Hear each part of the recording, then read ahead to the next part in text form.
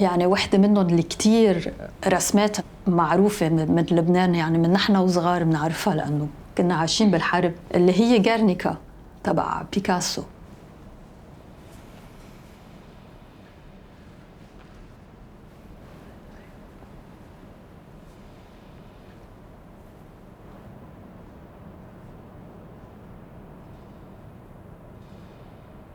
أنا حسب ما بعرف إنه وقت عملها بعتقد كان في طيران وقصفوا على جيرنيكا و30,000 شخص ماتوا بنهار واحد.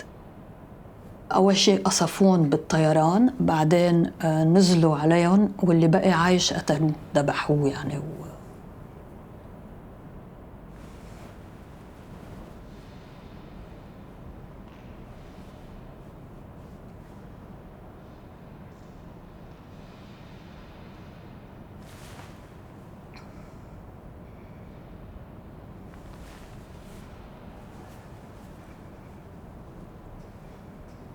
يعني هيك قصص نحن هلأ عم نعيشها عادي، إنه موجودة كل يوم بحياتنا بين لبنان وسوريا، السودان، فلسطين، العراق، وأكيد هلأ في أوكرانيا مثلاً.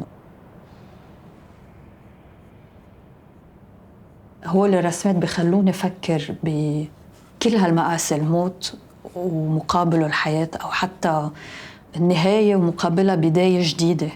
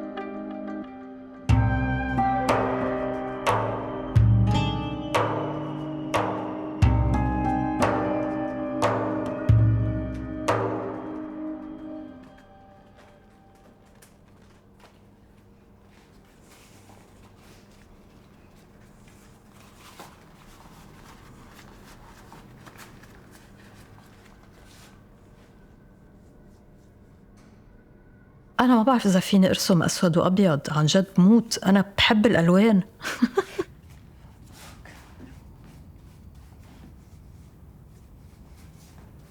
حتى بيروت بعد 4 آب كانت كأنه راحوا كل الألوان اللي فيها، كتير غريب كانت. يعني نهار اللي صار الانفجار والأيام اللي بعدها بتحسي بيروت سودة وبيضة.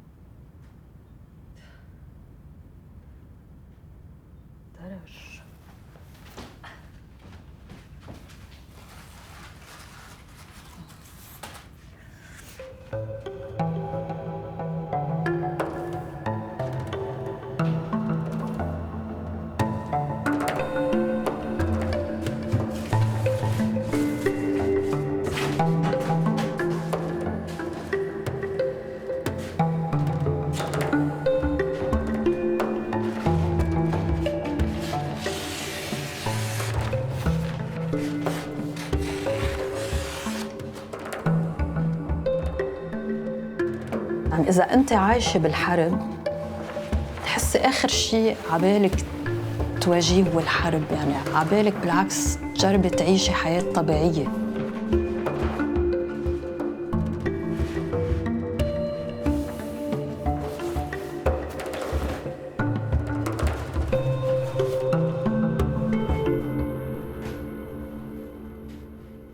هيدي فيها 3 أجزاء. بالنص في المرة اللي كأنه عم ترقص، على اليمين في الإيدين كأنه عم بيزقفوا، بس هيدي الزقفة بنفس الوقت بتحسي الصبيع مش بس 5، ممكن يكونوا أكتر، يمكن لأنه عم يتحركوا، بس كمان لأنه ليش يعني الإيد لازم يكون فيها بس 5؟ هي رسمة وفي الواحد يحس كم إصبع بده يكون عنده.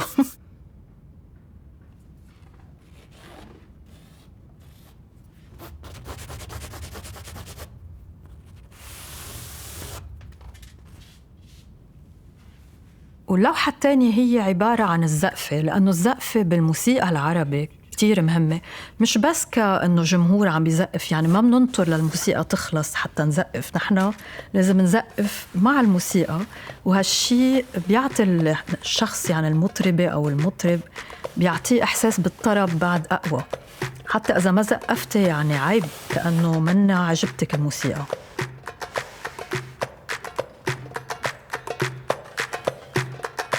بالنسبة إلي الزقفة كتير مهمة، لأنه فيها إذا بدك فيها كل الطاقة تبع الشي موجود بالزقفة.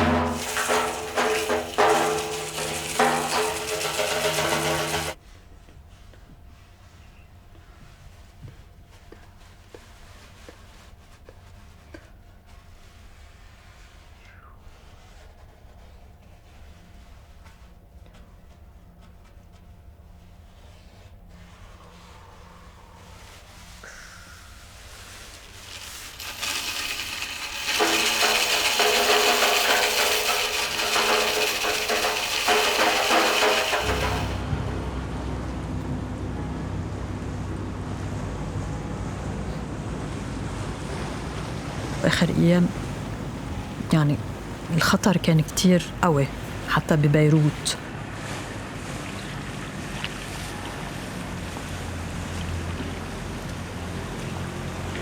أولاً بدك تتأكدي إذا أهلك بعدهم منيح، أصحابك قرايبينك مين بعده عايش، مين تحت القصف.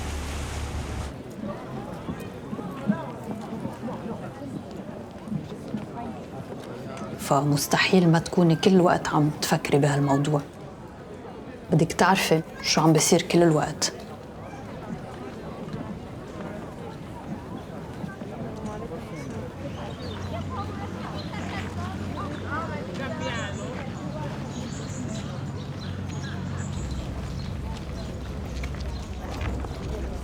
تعال فرجيكي هول اللوحات. هيدي أول رسمة طلعت، لأنه كنت عم بعمل يعني البحث عن الفينيقيين، فقعت من كل الأخبار تبع كل يوم، فحبيت أعمل شيء عن الأشياء الأقدم تقدر وصلها بهلأ شو عم بيصير. وبعدين قلت حلمت إنه طب ليش ما بعمل شيء بس عن أوروبا.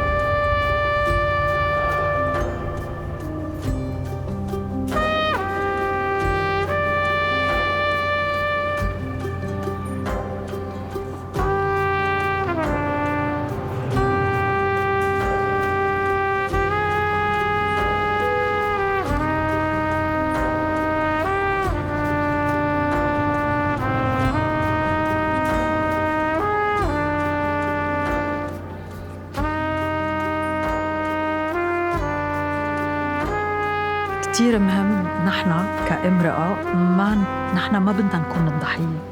بكل الرسمات مرسومة أوروبا مثلا حتى يعني في وقت بالرينيسانس والبانتور كلاسيك كتير استوحوا من هالقصص، وعطول مرسومة تور حملها وشالها طاير وهي يا لطيف هالمرة الضحية، كأنه أوبجكت. بقى مثل حضرتك ومثل نحن شخصيتنا ما رح نقبل هيك، صح؟ حبيت إنه هي تمسكه تشقلبه. وأكيد بالأفق بتشوفي في مثل زيتون محروق، في صواريخ إنه تاريخنا كله فايت في الصواريخ.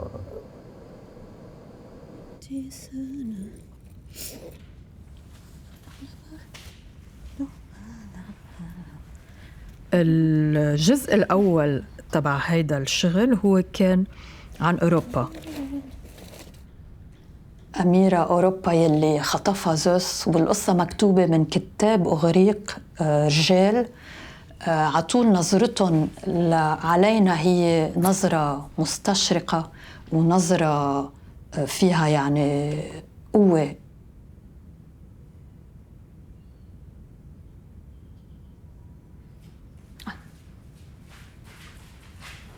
هلأ حسيت أنه لازم أعمل جزء تاني اللي هو عن أليسا. هلأ أليسا هي أسست قرطاج. الكاتب الروماني اللي رجع كتب القصة ودونها صورها لأليسا كأنها ضحية، وبالقصة بيصير يبين إنه هي انتحرت قد ما انغرمت فيه لهالزلمة وهو ما بده إياها أو ما بعرف شو هالقصة هيدي الخرا.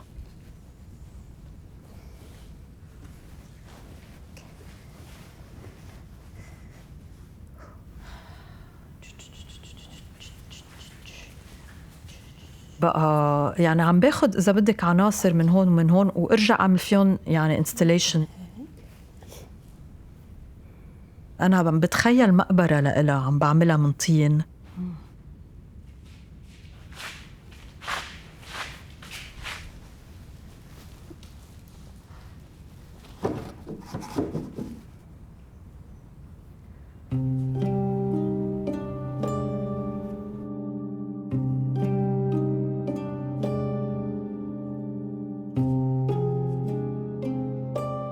If you were to continue this project, it would be amazing if you come to Malta as well. Like I'd be happily personally, right? We should collaborate on a work, definitely. How can we survive like within all of what's happening today? And today it's so active in Lebanon, but as we spoke earlier, I mean, we're under the bombs. No one cares. But at the same time, it's a world issue today, right? Yes. How is the future of Malta, Lebanon, Philippines, I don't know, all the countries. It's not easy times. And I think in a way, something that is very powerful as well, like with this work, I feel that the presence of this work here speaks a lot, like even through its subtleties, it leaves impressions and it leaves marks. It's a way to resist, right? Just to exist here. So maybe no need for flags and statements, because that's already a statement that we are here. Yes.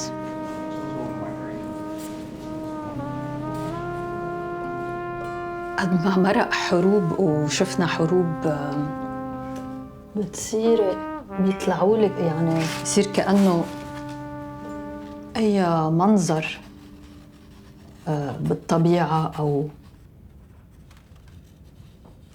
كتير فترات بتحسي إنه هيدا الموضوع بالتحديد ما عبالي أحكي عنه أو بس وقت يصير هو الواقع تبع كل يوم بيصير كتير صعب إنك يعني لأنه عم تحلمي فيه، عم بتعيشيه بكل لحظة.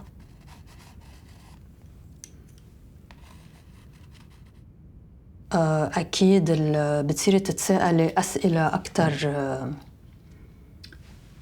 عن الوجود، أسئلة وجودية. الموت بيجي مفروض بعده الحياة، أو الحياة والموت كسايكل يعني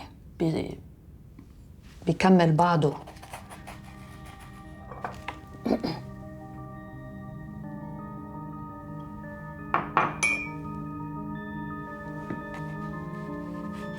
ما عم بقدر بقى قوم وفكر وأعمل شيء إلا إذا طلعتهم شي محل هيك.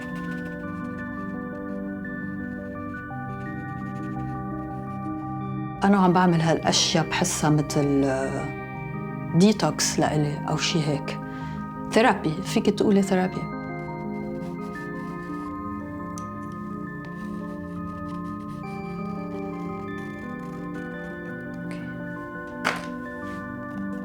هول الرسمات بخلوني أفكر بكل هالمآسي، الموت ومقابله الحياة، أو حتى النهاية ومقابلها بداية جديدة.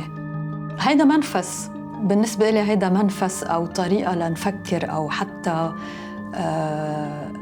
لنقاوم هيدا الشعور إنه رح ننتهي كلنا سوا، أو في إبادة للجماعة كلنا. كيف فينا نقاوم هالشي بس بدون يعني بطريقة تخليني حسس حالي إنه بكرة عبالي أرجع أكتشف شي جديد.